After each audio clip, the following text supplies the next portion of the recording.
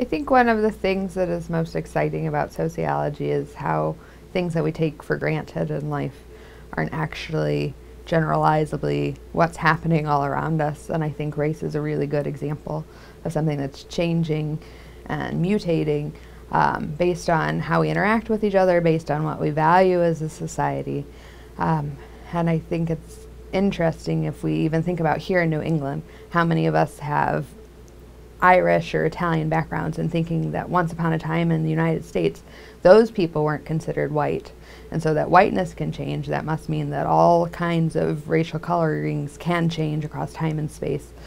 And there are lots of fun ways to think about how that has changed over time. So one way we can think about it is historically, using the US Census, for example, the way we've measured race and racial groups has changed dramatically over the years. The first census was in 1790.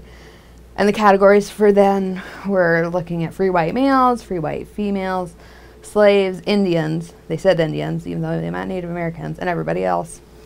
And those were the categories. Today in the census, the racial ethnicity mixes can come up with something like, you can have 500 different categories. And so things are changing over time.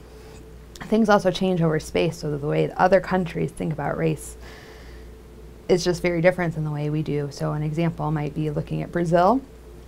We both had a slave trade, right, from Africa, but Brazil happens to be a lot closer geographically to Africa than the United States has, and so that has meant that we've changed the number of African slaves that came in. So there were just far more slaves that came to Brazil than there were to the United States. So what that meant then was if you were a slave owner, you could not provide any basic support for your slaves. You could just run them really until their deaths, where in the United States there was a shortage of slaves, so you had to treat them well enough that they could live and work for you, but not well enough that they were treated the way as everybody else was in society.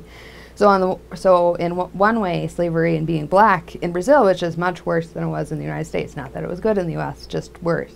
But on the other hand, in Brazil, slaves were allowed to buy their way out of slavery. And so you have this black elite class that wasn't allowed in the United States until slavery came to an end.